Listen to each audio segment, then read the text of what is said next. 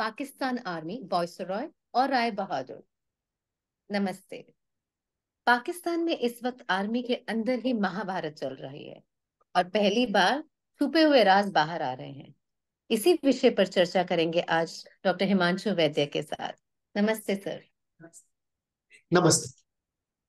Sir, कहा जाता है कि every country has an army, but in Pakistan the army has the country. ये सिचुएशन क्यों है? अब ये फेमस स्टेटमेंट हक्कानी ने दिया था और उन्होंने एक अच्छी बात कही थी कि जब पार्टीशन हुआ तो ब्रिटिश इंडियन आर्मी का डिवीजन हुआ और इंडिया के हिस्से में एक हिस्सा आया, पाकिस्तान के हिस्से में एक हिस्सा आया। अब पाकिस्तान के हिस्से में जो हिस्सा आया, कंपेयर टू इट्स पॉपुलेशन, वो प्रपोर्शन बहुत बड़ा था। जी। पर कैपिटा फौजी अगर कहें हम कि 1000 सिटीजन के अंदर अगर हमारे यहाँ पे 10 होंगे तो उनके यहाँ 25 होंगे। और ये वेरी हाई पर कैपिटा फौजी जो उनको मिला पार्टीशन के अंदर, उन्होंने ये क्रिएट किया सिचुएशन की सबसे बड़ी पावर आर्मी बन गई। और फिर उस आर्मी के लिए प्रॉब्लम ये था कि अपने आप को सस्टेन कैसे करें। तो उनको दो चीजें चाहिए थी, एक उनको कोई रीजन चाहिए एग्जिस्ट करने का और अपने आप को परपेचुअल और इंपॉर्टेंट बनाए रखने का, और दूसरा उनको मटेरियल और एम्यूनेशन चाहिए। अब जब पाकिस्तान क्रिएट हुआ तो उन्होंने न तो एडमिनिस्ट्रेटिवली कुछ सोचा था, न इंडस्ट्रियली कुछ सोचा था। It was just blind fanaticism and it was a design of जो लोग उस वक्त जमींदार थे पाकिस्तान के और इंडस्ट्रियलिस्ट थे इंडिया के, जो मुस्लिम्स थे, जो कंपटीशन में टिक नहीं पा रहे थे और जिनको डर लग रहा था कि अगर कांग्रेस पावर में आती है पार्टीशन के बाद तो सब जमींदारियां चली जाएंगी। तो वो सारे लोग इकट्ठे हुए थे पाकिस्तान बनाने के लिए, इसलिए उसके पीछे कोई इंडस्ट्रियल या एडमिनिस्ट्रेटिव सोच नहीं थी। तो जब वो, हम्म। तो उनके पास कुछ बेस नहीं था इंडस्ट्री का। So the army had no choice but to start making it itself. और एक बार उन्होंने वो शुरू किया तो फिर उनको दिखा कि तो बहुत प्रॉफिटेबल है। So then it started an industry. और आज पाकिस्तान आर्मी वर्ल्ड में शायद एक ही आर्मी होगी जो फर्टिलाइजर्स भी बनाती है और रोज के बिस्किट्स भी बनाती है और पता नहीं क्या बनाती है। Is it? They have full something called फौजी फाउंडेशन। और फौजी okay. Foundation, they have so many industries, and officers who retire from the army often go as very high ranking corporate personnel in those companies. तो ये एक अजीब सा एक industrial complex से भी ज्यादा एक आर्मी का कॉर्पोरेट कॉम्प्लेक्स बन गया। तो उसके बाद ये हुआ कि जब वो एंट्रेंच हो गए तो उन्होंने ये देखा कि हमको अगर इस कंट्री को परपेचुअली रूल करना है और इसमें से फायदा निकालना है, because army is a highly profitable institution. तो उनके जर्नलों ने ये देख लिया कि अगर हमको ये करना है तो we need two things. One, we need a perpetual enemy, so people see necessity for us. And two, we need to control the entire system so we can play the system the way we want. तो उसमें दो ही चीजें थी। उन्होंने जो जमींदार थे और जो बिजनेसमैन थे उनको अपने साथ ले लिया। जब ये तीन इकट्ठे आ गए, पाकिस्तान के जमींदार, पाकिस्तान के बिजनेसमैन और पाकिस्तान के आर्मी, तो ये तीन जब इकट्ठे आ गए तो the whole power structure became complete and there was no way कि वहां के लोग इस पावर स्ट्रक्चर को थोड़ा भी अपोज कर पाए। और उसका फाइनल रिजल्ट ये आया कि Pakistan never actually got freedom. True. कि 47 के बाद उनके सिर्फ रूलर्स चेंज हुए, ब्रिटिशर्स की जगह पे आर्मी जनरल्स आ गए। कि जैसे ब्रिटिशर्स के टाइम पे क्या होता था कि एक रानी विक्टोरिया होती थी इंग्लैंड में और वो अपॉइंट करती थी एक वाइस रॉय, और वाइस रॉय इंटर्न अपॉइंट करता था जमींदारों को। और जो बहुत वफादार होते थे उनको टाइटल दिया जाता था राय बहादुर का, जो उनके सबसे अच्छे चमचे होते थे। और हमारे हिसाब से देखो तो सबसे निकम्मे। निकम्मे। तो वही सिचुएशन वापस यहाँ पे आ गई। कि जो यूनाइटेड स्टेट्स का प्रेसिडेंट है वो नया विक्टोरिया हो गया। इंग्लैंड की रानी की जगह ले ली यूएस के प्रेसिडेंट ने, वाइसरॉय की जगह ले ली चीफ ऑफ आर्मी स्टाफ ने, चीफ मार्शल्स ने। और जो राय बहादुर थे उनकी जगह ले ली उसके कोर कमांडर्स ने। जो आर्मी चीफ के जस्ट नेक्स्ट आते हैं, जो कोर कमांडर्स होते हैं, लेफ्टिनेंट जनरल्स, उन्होंने जगह ली। Yes. So there was no difference. The exploitation was exactly the same. And since 47, actually Pakistan has not got freedom, वो अभी भी slaves ही है। धीरे धीरे उनको पता चल रहा है अभी, ये इमरान खान एपिसोड के बाद ज्यादा क्लियरली, कि एक्चुअली तो हम लोग आर्मी के गुलाम हैं और गुलाम। आर्मी ने ले ली है। पर अभी भी उनके माइंड में कई बार डाउट आता है कि maybe this is the only patriotic and the selfless organisation, maybe this is the only defence of Islam. तो उनके मन में कभी कभी ये आता है, बट धीरे धीरे उनको पता चल रहा है कि ये जो पाक आर्मी है उन्होंने अंग्रेजों की जगह ले ली है, नए वाइसरॉय और राय बहादुर है। सो ये सिचुएशन परपेचुएट हो गई 47 से, और फिर आर्मी ने पीछे रह के कभी कभी सामने भी आ गए 2-3 बार जब कू हुए तो, बट अदरवाइज पीछे रह के they kept playing the circus. So 3-4 prime minister को चेंज कर देना, सरकार को गिरा देना, फिर किसी को जेल डाल देना, किसी को कंट्री से बाहर भेज देना।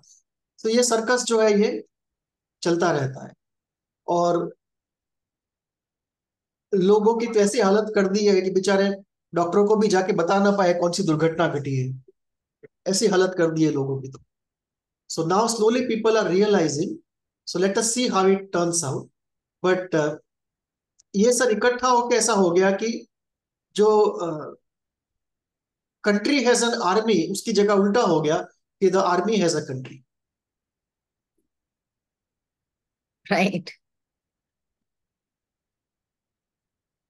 सो क्या ये कहा जा सकता है दैट पाकिस्तान इज अ गुलाम परस्त मुल्क, यानी that it is still a slave country to its own army?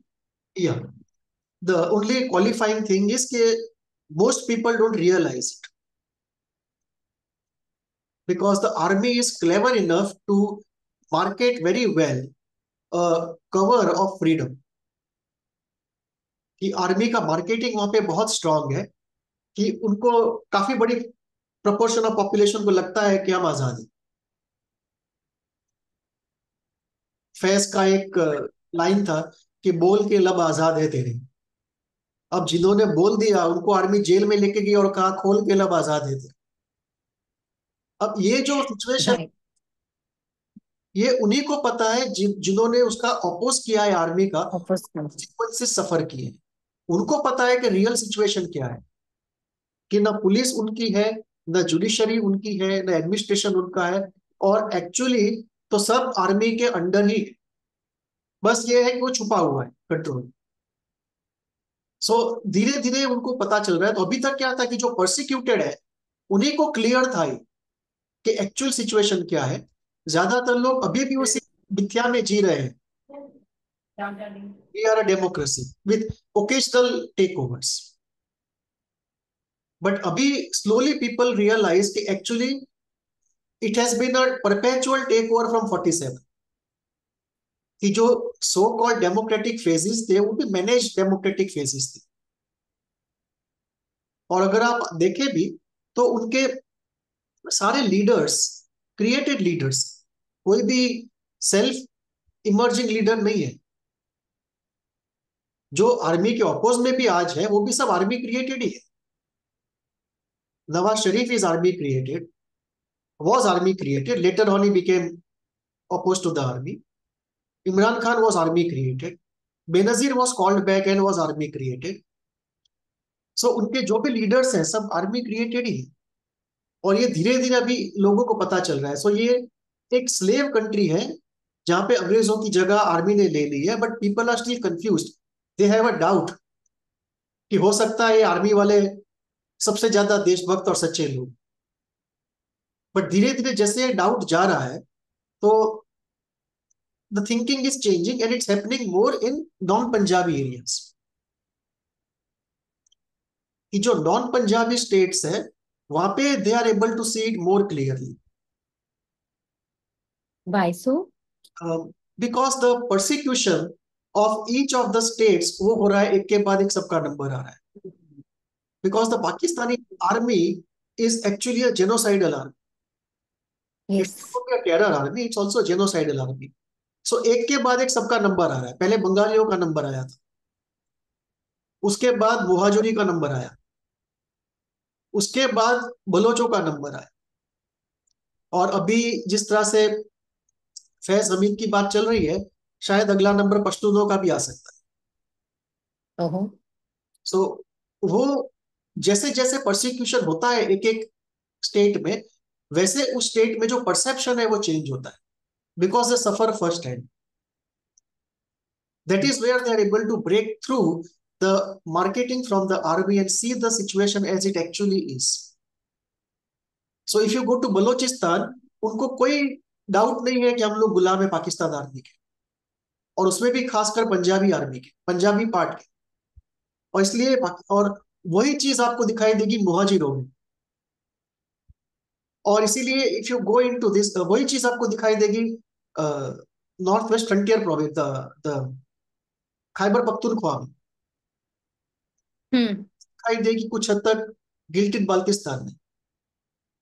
सो धीरे धीरे जो कई बार हमको एक सुनाई देता है, एक बहुत ही पॉपुलर स्टेटमेंट है पाकिस्तान में, जो नॉन पंजाबी एरियाज है वहां पे, और वो स्टेटमेंट है कि मारो साले फौजी को हरामजादे पंजाबी. Hmm. स्टेटमेंट है, this has come because of a एक बाय एक जो सबका सिक्वेंशियल नंबर आया है परसिक्यूशन में, Right. उसकी Right. वजह से ये स्टेटमेंट जनरेट हुआ है वहां पे कि मारो साले फौजी को हरामजादे पंजाबी को. So this actually is a very signal thing of how slowly they are coming together. All the persecuted, if not coming together, at least they understand each other. कि आज बलोचिस्तान के बारे में जब आर्मी कुछ कहती है, पाक आर्मी, तो मुहाजिर को अच्छे से पता है कि एक्चुअली इसका मतलब क्या है, क्योंकि कभी उनके बारे में भी ऐसा कहा जाता था. Hmm. Now the erstwhile victims understand the real situation. सो ये जो स्लेवरी है पाकिस्तान की, the most successful job done by the army in Pakistan is this, to make people believe that they are actually free when in fact they are not. वो उसका मैं को अगर Pakistan army का सबसे बड़ा सक्सेस क्या है 47 से लेकर आज तक, तो वो ये है कि उन्होंने कितने सक्सेसफुली अपने लोगों को बेवकूफ बनाया, और कैसे उस पूरे कंट्री को रेंट पे बेचा अमेरिका को, या जो भी, पहले अमेरिका को फिर चाइना को. China को. Right. और कैसे वो जो पैसे आए उससे उन्होंने अपनी जेबें भर ली. ऐसा कहते हैं कि जब भी कोई वॉर में पाकिस्तान शामिल होता है और यूएसए से या चाइना से बहुत पैसे आते हैं, तो दुबई Funding. दुबई और कनाडा में बंगलों के भाव बढ़ जाते हैं. दुबई, कनाडा और लंदन में Oh. पाकिस्तान के जनरल खरीद रहे होते हैं. Hmm. So every time Pakistan gets involved in a war, the ordinary soldiers of Pakistan get killed, Pakistan society suffers the consequences, but the generals get rich. So Hmm. ये तो हर ट्रेजिक इवेंट एक फेस्टिवल, और उनका It's सबसे, a business time for them. तो मैं उनका का सक्सेस, सबसे सक्सेसफुल ऑपरेशन अगर पाकिस्तान आर्मी का देखूं मैं, तो वो है अपने लोगों को बेवकूफ बनाना.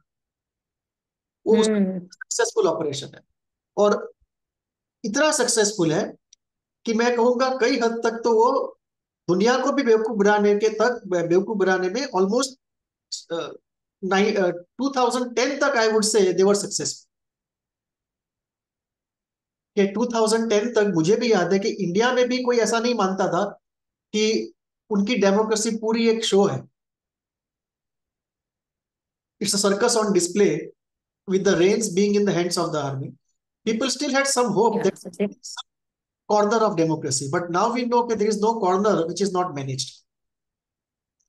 yeah, right from the beginning, they have been the puppeteers, हाँ, right? And entire government has operated on the demands of army people which had their own intent, अपने खुद के पर्सनल उनके मुद्दे होते थे कि फायदे हैं या कुछ है। तो करेक्ट। जहाँ पे भी हम लाइन में देखते हैं, जहाँ पे ये वॉइस राइज और राय बहादुर, ये खुद ही बहुत मेजरली करप्ट लोग रहे हैं, जिनके ऊपर पूरी उनकी जो पॉपुलेशन है बिलीव करती है कि वो हमारे फेवर में कर रहे हैं, हमारे लिए करेंगे। द रियलिटी तो ये है कि जो 47 से पहले जिस तरह के लोकल जमींदार और राय बहादुर उनको एक्सप्लॉइट करते थे, उसी तरह से अब ये लोग कर रहे हैं। और उनको कभी उससे फ्रीडम मिली ही नहीं। जैसे इंडिया में 50% फ्रीडम मिली है, कि अगर हम इंटीरियर में जाएं तो आज भी जो हम्म। पावरफुल और वेल्दी फैमिलीज हैं, बहुत सारी फैमिलीज आज भी वैसे ही पावरफुल और वेल्दी है, और लोकल एरिया में आज भी उनकी काफी चलती है। बट ये इंडिया में बहुत जी। छोटे, 75% इंडिया वैसा नहीं। ये हम्म। लोकलाइज चीज है, जो पुराने जो रेमिनेंट्स रह गए हैं। जबकि पाकिस्तान में 100% यही चीज चल रही है। सो व्हाट हैपेंड वाज कि जो पुराना डिस्पेंसेशन था वो गया ही नहीं। कि अभी भी यू विल सी कि जैसे हमारे यहाँ पे लैंड रिफॉर्म हुआ, कि जो बड़ी जमीनें थी जमींदारों की वो बांट दी गई मजदूरों में आजादी के बाद। वहां पे कभी नहीं हुआ। सो वहां पे जी। यू विल सी कि एक एक जमींदार के पास कितनी जमीन है। भुट्टो के बारे में कहा जाता था एक टाइम पे, जिसमें से शायद हो सकता है आधा सच हो या पूरा सच हो, पर इंडिकेटिवली कहा जाता था कि उनके पास इतनी जमीन है कि उस जमीन के ऊपर 7 रेलवे स्टेशन आते आई हर्ड ऑफ दैट। हैं। So even if let us say we discount it by 75% and whatever remains is true, even that is exorbitant. So वो जो है कि अ, एक एक बहुत पहले एक सीरियल आती थी, नॉवेल के ऊपर बेस्ड थी, कब तक पुकारूं। उसमें ऐसा था कि ओके। जनरेशन थे, एक ब्रिटिश से पहले दो और ब्रिटिश के बाद एक, आजाद भारत में एक। And all of them were exploited by the local powerful zamindars and later on British police personal and later on the Indian police personal. तो उस वो तीन जो पीढ़ियां थी वो तीनों ही एक गुलामी के अंदर और सफरिंग के अंदर थी।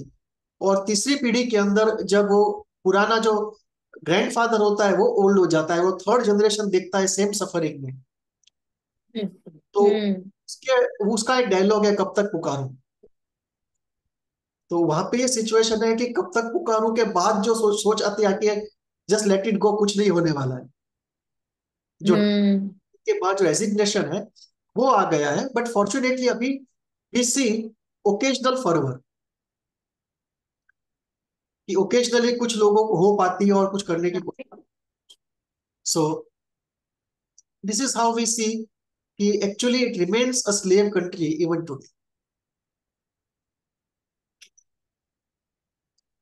तो जब हम बोलते हैं कि टेक्निकली वायसरॉय राय बहादुर की ही गुलामी कर रहे हैं, तो ये वायसरॉय राय बहादुर अंदर से कैसे, क्या they are somewhere in favour of the public, और they are themselves corrupt and they are not clear about how things are? It's a confuse lot. इन लोगों के अंदर जनरल्स के लेवल पे जो है लगभग 10% ऐसे हैं जो स्ट्रिक्ट इस्लामिक प्रिंसिपल्स को मानते हैं और कुछ अच्छा करना चाहते हैं। But they are hardly 10-15%। बाकी के जो लोग हैं वो कंफ्यूज है। कंफ्यूज किस तरह से है कि एक तरह से तो वो पूरे के पूरे करप्ट और अय्याश है, और दूसरी तरफ वो जिहाद की बातें करते हैं। और उनके अंदर ये जो हम्म। कॉन्ट्रडिक्शन है उनको खुद ही प्रॉब्लम, ना तो पता चलता है ना उसे कोई प्रॉब्लम है। हम्म। फॉर एग्जाम्पल मुशर्रफ को ले लो। एक तरफ तो वो अ, इस्लाम की बातें करता था, दूसरी तरफ उसकी पर्सनल लाइफ में he was almost like a free love free sex believer. He used to drink, he used to eat all sorts of things. तो he was as westernised as a general can be. But his hatred for Hindus and India was as fervent as that of any jihadi. Right. तो एक अजीब सा confused है कि वही लोग personal life में इस्लाम को बिल्कुल फॉलो नहीं करते, वही लोग पब्लिक लाइफ में जिहाद करने की बातें करते हैं, वही लोग अंदर से पूरे के पूरे करप्ट हैं। और करप्ट तो ऊपर से नीचे तक है। अभी जो इसमें एक पाकिस्तान का एक शो चल रहा था, मैं देख रहा था, तो उसमें एक बात बताई एक आदमी ने कि एक आदमी जनरल बाजवा से मिलने गया कि उसका जो आईएसआई चीफ है फैज हमीद, उसने एक पॉश एरिया में बंगला बना लिया है हम्म। और that is completely beyond his means according to the official salary.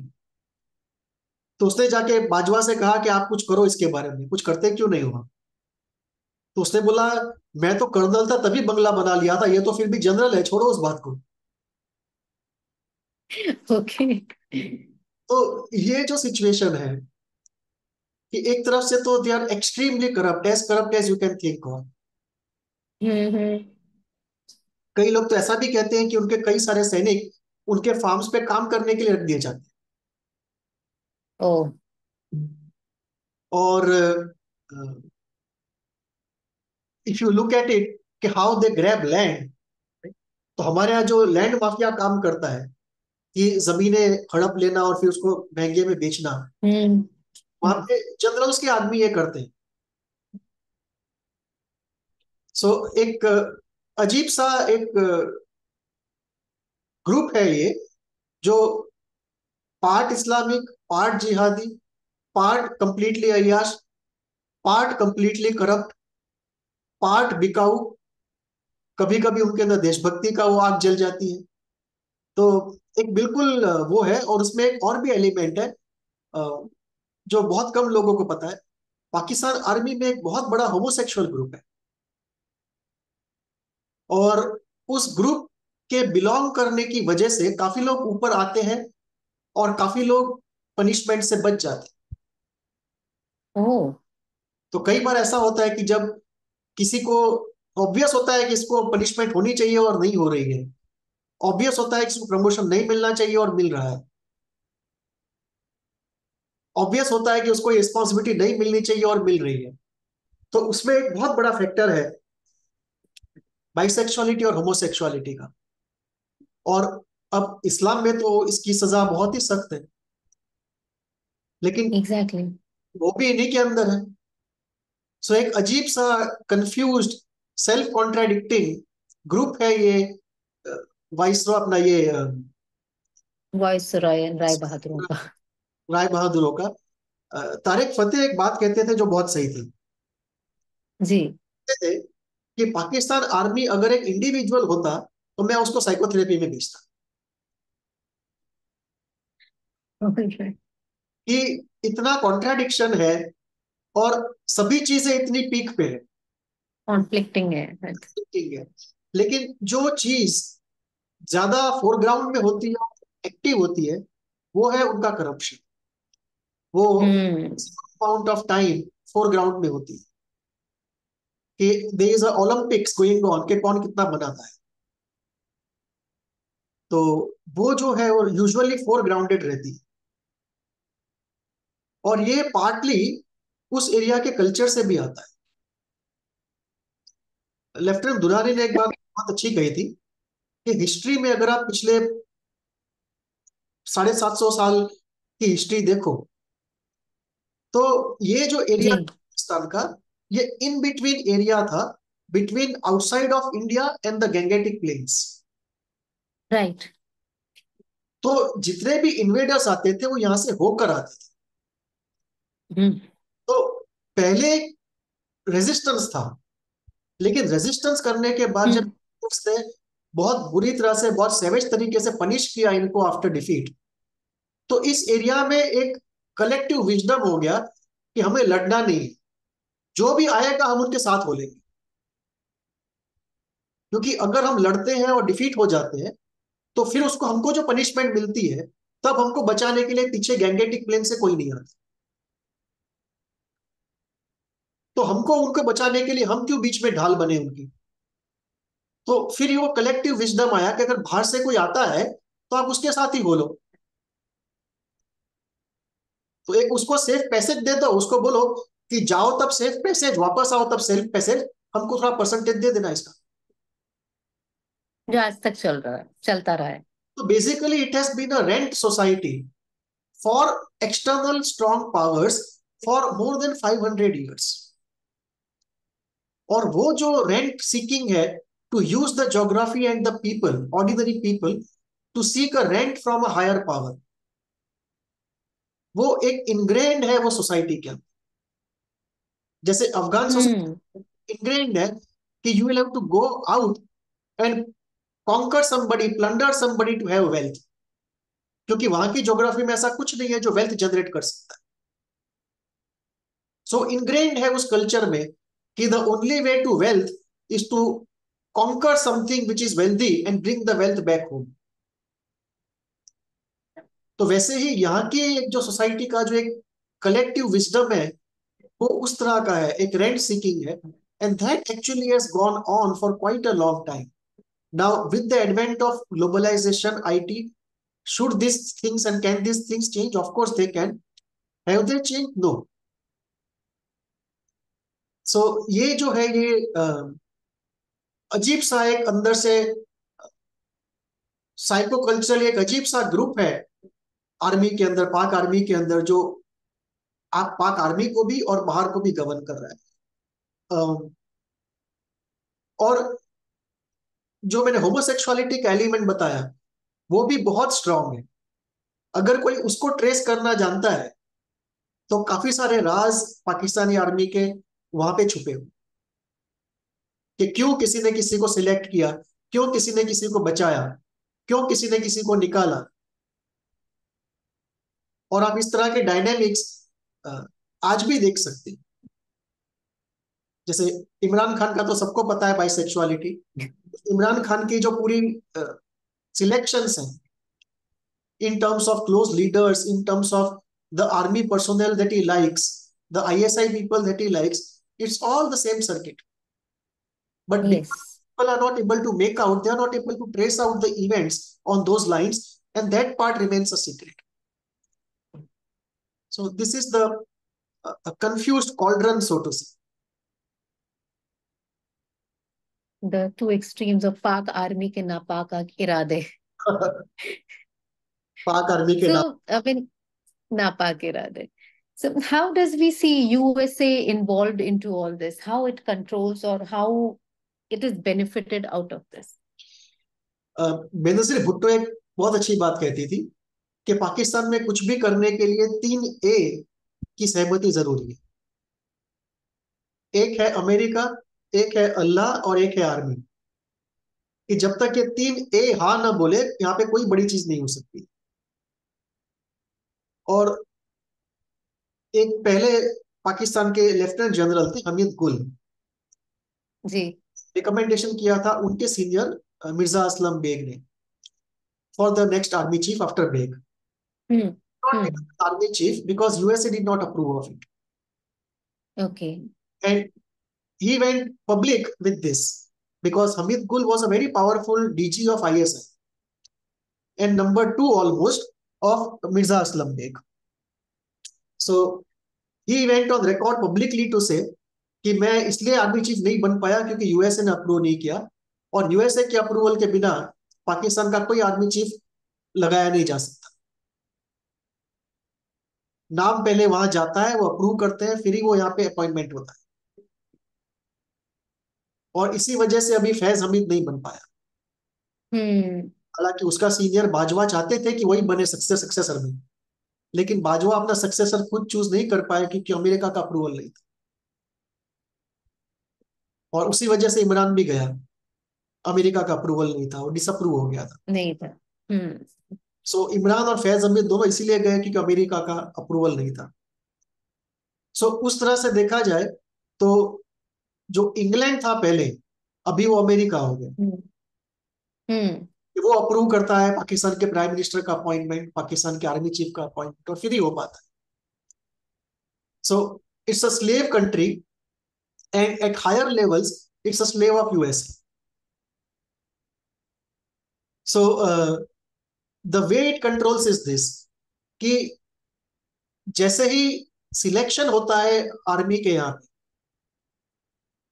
जैसे हमारा जो एनडीए है, जो पाकिस्तान का जो ऑफिसर सिलेक्शन का जो मैकेनिज्म है, और उनकी जो ऑफिसर्स की जो कॉलेजेस होती है, वहीं से कल्टीवेशन हम्म।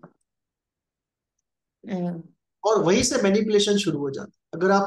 अगर आप टेस्ट करना है तो आप मुशर्रफ को देखो, is a very good example of how America cultivates the army from inside. Hmm. कि जब मुशर्रफ कॉलेज में था तो उसको गोल्ड मेडल मिला मिला था, अच्छा। वो मैनेज था।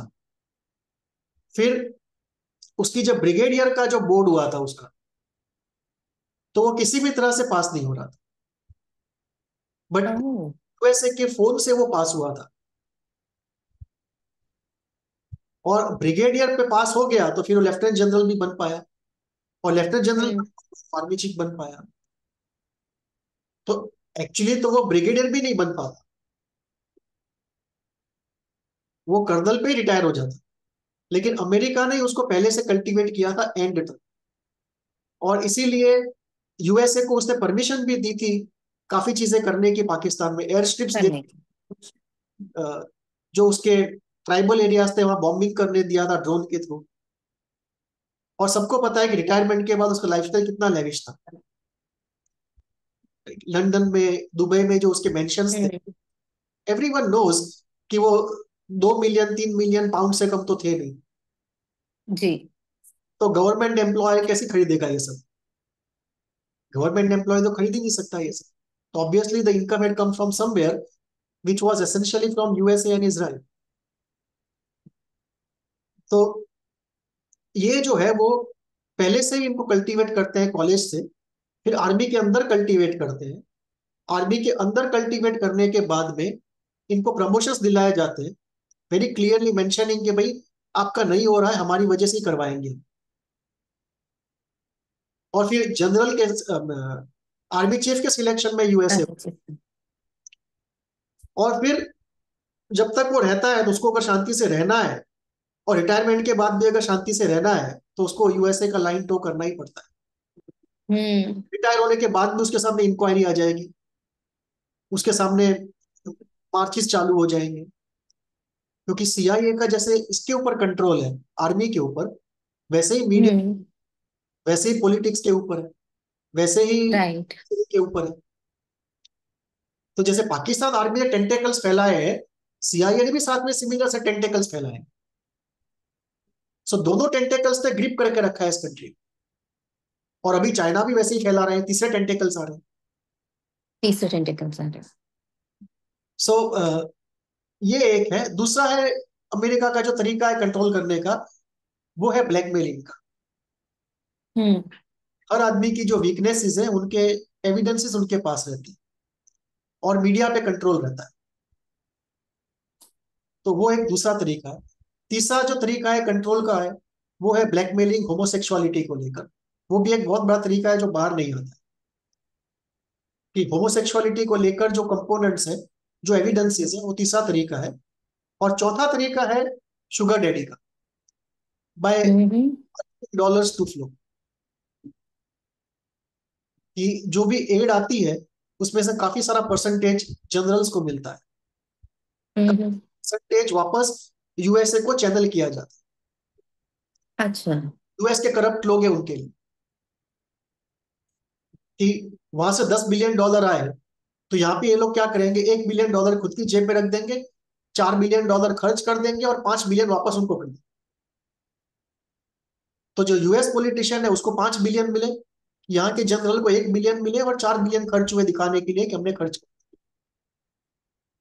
तो ये जो सिस्टम है, mutually beneficial system, because every war, every conflict is an economy of its. कि हर कंफ्लिक्ट में कोई प्रॉफिट कमा रहा है। हम्म। सो हर कंफ्लिक्ट के आजू बाजू एक इकोनॉमी खड़ी होती है, और वो नहीं चाहती कि कंफ्लिक्ट बंद हो। सो वो एक तीसरा तरीका है कि USA becomes a sugar daddy and controls Pakistan. तो ये कुछ तरीके हैं कि हम कंट्रोल करते हैं।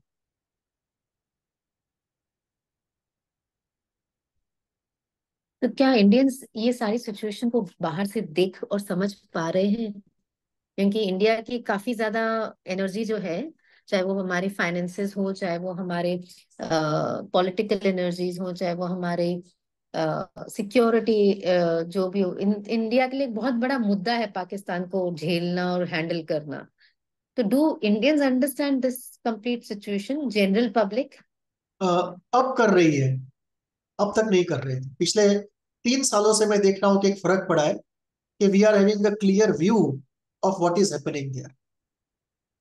अब तक तो we were brainwashed by their narrative which was supported by the anti-Hindu media. anti-Hindu layer in India, which was a combination of the leftists, the communists, and all sorts of people. True. तो उनके हाथ में true. Media, तो अब तक हमको पता ही नहीं चलता था। पिछले 3 साल से स्पेशली सोशल मीडिया के आने के बाद और इंडिपेंडेंट थिंकर्स के आने के बाद काफी फर्क पड़ा है। नाउ वी अंडरस्टैंड कि रियल सिचुएशन पाकिस्तान में क्या है, much better than the Pakistan citizens themselves. आज हमारा जो व्यू है वो बहुत ही क्लियर और अनकंफ्यूज्ड है, जबकि पाकिस्तान में आज भी डाउट और कंफ्यूजन है।